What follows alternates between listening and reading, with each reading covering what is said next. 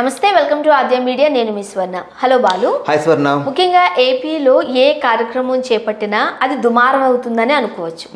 Okay, so domestic కావచ్చు, రైతులకు కావచ్చు, దేనికైనా సరే ఇప్పుడు కొత్తగా విద్యుత్ మీటర్లను ఏర్పాటు చేయబోతున్నారు అంటూ వార్తలు వస్తున్నాయి. దానికి సంబంధించి కూడా ఎవరి విమర్శలు వాళ్ళు చేస్తున్నారు. ఇటు రైతులు విమర్శిస్తున్నారు, అటు స్థానికంగా ఉండే ప్రజలు విమర్శిస్తున్నారు. ఎందుకు ఇన్ని విమర్శల పాలవుతోంది వైఎస్ జగన్మోహన్ రెడ్డి ప్రభుత్వం? ఏమంటారు?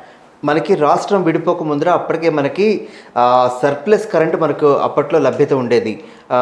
మనకి కరెంటు రకరకాల స్టేట్స్లో ఉండేది, లేకపోతే మన ప్రొడక్షన్స్లో కావచ్చు, మనకి సరిపడా విద్యుత్ ఉండేది. మనకి ఎక్కడా కూడాను ఛార్జీలు పెంచమని చెప్పేసి చంద్రబాబు నాయుడు గారు ఏదైతే హామీ ఇచ్చారో ఆయన పరిపాలించిన 5 సంవత్సరాలు కూడా ఎక్కడ ఛార్జీలు పెంచలేదు.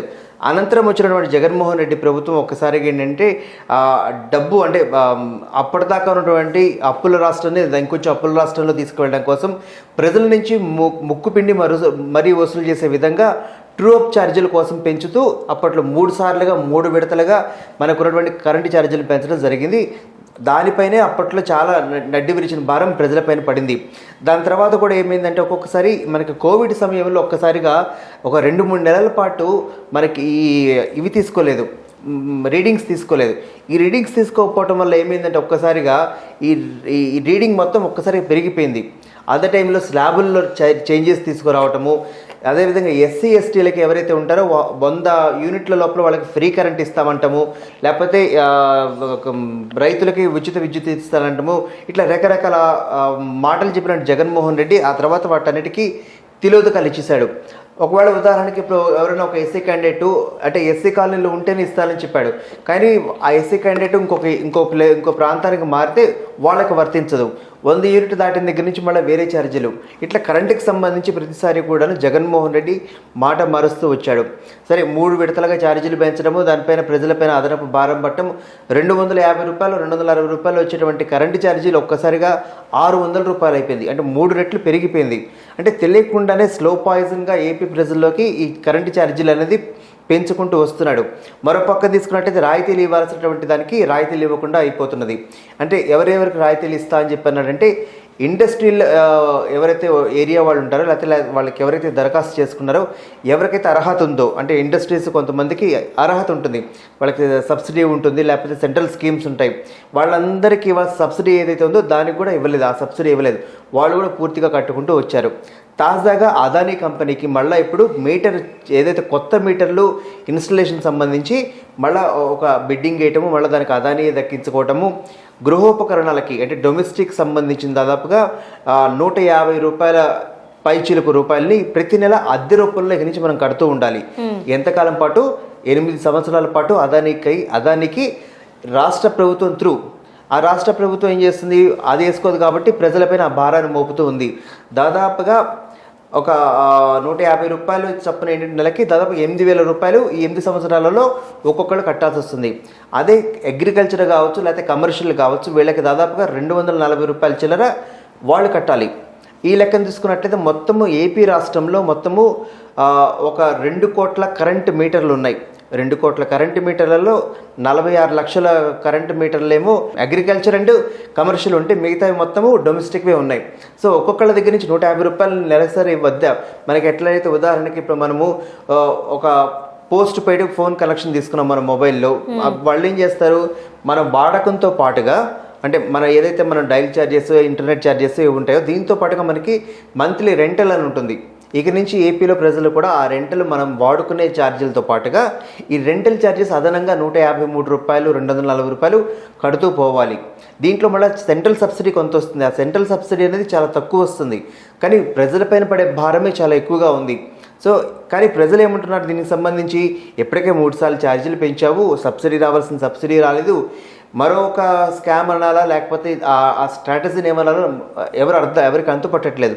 మనకి ఉదాహరణకి ప్రతి నెల ఈ తారీఖు నుంచి ఈ తారీఖు మనకి రీడింగ్ తీసుకుంటే ఒక 50 యూనిట్లో 100 యూనిట్లో ఎగ్జాంపుల్ అనుకుంటే ఇంత వస్తుందని అనుకున్నప్పుడు స్లాబ్ సిస్టమ్ వచ్చిన తర్వాత 0 to 30, 30 to 50, 50 to 100 ఇట్లా స్లాబ్ సిస్టమ్ వచ్చిన తర్వాత ఒక్క యూనిట్ దాటినా కానీ స్లాబ్ మారిపోతుంది. ₹10 ఉన్నదల్లా ₹2.45కి వెళ్ళిపోతుంది. ఈ రీడింగ్ తీసుకున్న వాళ్ళు కూడా ఏం చేస్తుంటారంటే కావాలని ఒక 2 రోజులో 3 రోజులో ఎస్పెషల్లీ సమ్మర్ వచ్చిందనుకో ఎక్కువ కరెంటు వాడకం ఎక్కువ ఉంటుంది. ఇంట్లో పిల్లలు ఉంటారు, లేకపోతే ఏసీలు వాడతారు, రకరకాలుగా ఎక్విప్మెంట్ కరెంట్ ఛార్జెస్ అనేది కరెంట్ వాడకం అనేది ఎక్కువ ఉంటుంది. 24 గంటలు టీవీ తిరుగుతుంది, 24 గంటలు ఫ్యాన్ తిరుగుతుంది, 4 రూమ్స్ ఉంటే 4 రూమ్స్ లో ఫ్యాన్స్ తిరుగుతాయి. మన మనకి విద్యుత్ వాడకం అనేది సమ్మర్ కాబట్టి ఎవరైనా చుట్టాలు రావటం కారణాలు ఏమైనా కావచ్చు, మన అవసరాలు మనం ఆపుకోలేం కాబట్టి ఖచ్చితంగా ఒక్కరోజు డిలే అయినా కానీ ఆ రీడింగ్లో ఉన్నటువంటి స్లాబ్ సిస్టమ్ మారిపోతుంటుంది. కావాలని ఇప్పుడు ఉదాహరణకి ఎవ్రీ మంత్ 3వ తారీఖు 5వ తారీఖు 1వ తారీఖు రావాలి, ఒక్కరోజు డిలే అయినా కానీ స్లాబ్ మారిపోతుంది. సో కావాలని వీళ్ళు ఏమంటారు, మీ ఒక్క ఇంటికి 1వ తారీఖులోనే అందరింటికి వెళ్ళలేం కదా, అందరిని తీసుకుంటూ వచ్చేసరికి మీ ఇంటికి వచ్చేసరికి ఇదిగో 5వ తారీఖు 6వ తారీఖు అంటే మన 30 రోజుల కాల వ్యవధి నుంచి అది 35వ రోజు 36వ రోజు మన ఇంటికి రీడింగ్ తీసుకోవడానికి వస్తే అప్పటికి ఏమవుతుంది, 5 రోజుల వాడకం ద్వారా స్లాబ్లో మారిపోతుంది. ముఖ్యంగా అది డొమెస్టిక్ కావచ్చు, మీరు అన్నట్లుగా కంపెనీస్ కావచ్చు, ముఖ్యంగా రైతులకు కావచ్చు, ఎవరికి ఇవ్వాల్సిన రాయితీలను వాళ్ళకి గవర్నమెంట్ ఇస్తూ ఉండాలి. బట్ ఇస్తాము అని చెబుతూ ఉంటారు కానీ అవి బిల్లుల దగ్గరకు వచ్చేసరికి పెను భారమై కూర్చుంటుంది. అదే ఇప్పుడు ఏమవుతుందంటే ఇప్పుడు మనకేమవుతుంది, ఆ సబ్సిడీ పోను మన కరెంటు బిల్లు రావాలి. ఇక్కడ ఏమవుతుంది, ఆ సబ్సిడీ లేకపోగా ఆ సబ్సిడీతో పాటుగా మనం డబ్బులు కట్టాల్సి వస్తున్నది. దానివల్ల ఈ 4,000 కోట్ల రూపాయల సబ్సిడీ అమౌంట్ వాళ్ళు చూపిస్తారు బిల్లులో, ఇదిగో సబ్సిడీ అమౌంట్. ఇప్పుడు ఉదాహరణకి అందరికి అర్థమయ్యేలా చెప్పాలి అంటే ఇప్పుడు మనం ఎలక్ట్రికల్ బైక్స్ ఎలక్ట్రికల్ కార్స్ కొంటుంటే ఆ దాంట్లో మనకి ఫేమ్ 2 ద్వారా సబ్సిడీ వస్తుంది ప్రతి ఒక్క మ్యానుఫ్యాక్చరర్కి. యాక్చువల్లీ మ్యానుఫ్యాక్చరర్ రాదు, కొన్ని కస్టమర్కి వస్తుంది. కానీ వీళ్ళు ఏం చేస్తున్నారు, కంపెనీ వాళ్ళు సెంట్రల్ గవర్నమెంట్ ఎవరైతే డిపార్ట్మెంట్ ఉంటుందో వీళ్ళిద్దరూ ఒక అండర్స్టాండింగ్కి వచ్చి కంపెనీస్ వాళ్ళు ఏమన్నారంటే ఆ సబ్సిడీ అమౌంట్ ఏదో మాకే ఇవ్వండి, ప్రజలకి మళ్ళీ ఎందుకు ఉదాహరణకి ఫేమ్ 2 కింద 15,000 రూపాయలు పర్ కిలోవాట్ అవర్ సబ్సిడీ వస్తుంది. ఒక 4 కిలోవాట్ అవర్ ఉంటే 60,000 రూపాయల సబ్సిడీ వస్తుంది.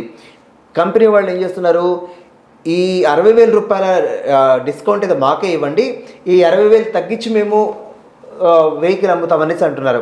సేమ్ అట్లాగే అనమాట. కానీ మన ఓవరాల్ కాస్ట్లో ఇదంతా పెరుగుతూ ఉంటుంది.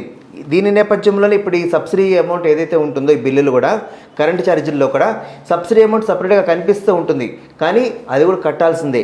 అట్లా దాదాపుగా 4,000 కోట్ల రూపాయల సబ్సిడీ అమౌంట్ రాష్ట్రము ఇండస్ట్రీలో వాళ్ళకి బకాయిలుగా ఉన్నట్టు ఈ మధ్యగా వాళ్ళు ఒక మెమోరాండం సమర్పించి మాకు ఈ 4,000 కోట్ల రూపాయలు ఇండస్ట్రియల్స్కి ఇవ్వాల్సిన సబ్సిడీ ఇవ్వాలని చెప్పేసి వాళ్ళు అడగడం జరిగింది. తాజాగా ఇప్పుడు అదానీ కంపెనీకి ముట్టడి చెప్పడానికి మళ్ళా ఏదైతే కేంద్రం అందరికీ తెలిసిన వాస్తవం ఏంటంటే అటు మోడీకి అదానీకి అంబానీలకి ఏదో వాళ్ళకేదో 1,00,000 ఉంటాయని చెప్పేసి అనుకుంటున్న నేపథ్యంలో ఇప్పటికే అన్ని అదానీలకి వెళ్తున్నాయని చెప్పిన అపవాదం ఏదైతుందో దాన్ని మరోసారి నిరూపిస్తూ ఎందుకంటే ఇప్పటికే విశాఖపట్నం కూడా అదానీకే వెళ్తుంది అనుకున్న నేపథ్యంలో మళ్ళీ ఇది కూడా ముఖ్యంగా అదానీకి ఇవన్నీ కట్టబట్టడం వెనుక ప్రతిపక్షాలు చాలా పెద్ద ఎత్తున విమర్శలు చేస్తున్నప్పటికీ కూడాను ఇటు అంటే ఇప్పుడు కేంద్రంతో రాసుకు పూసుకు తిరుగుతున్నటువంటి జగన్మోహన్ రెడ్డి ఖచ్చితంగా కేంద్రం ఎవరికి చెప్తే వాళ్ళకి ఇవ్వాలి, లేకపోతే అప్పు పుట్టదు.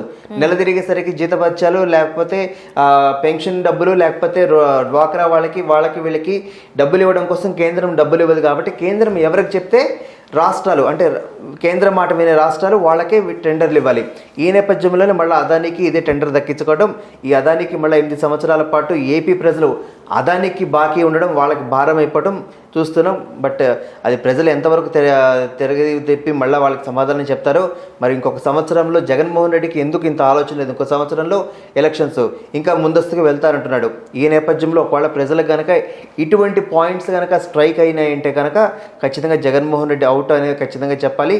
మరి దానికి ఏం జరగదు ఖచ్చితంగా అది ఎలక్షన్స్ అయితే కానీ మనం చెప్పలేము. Thank you so much. Thank you Suvarna.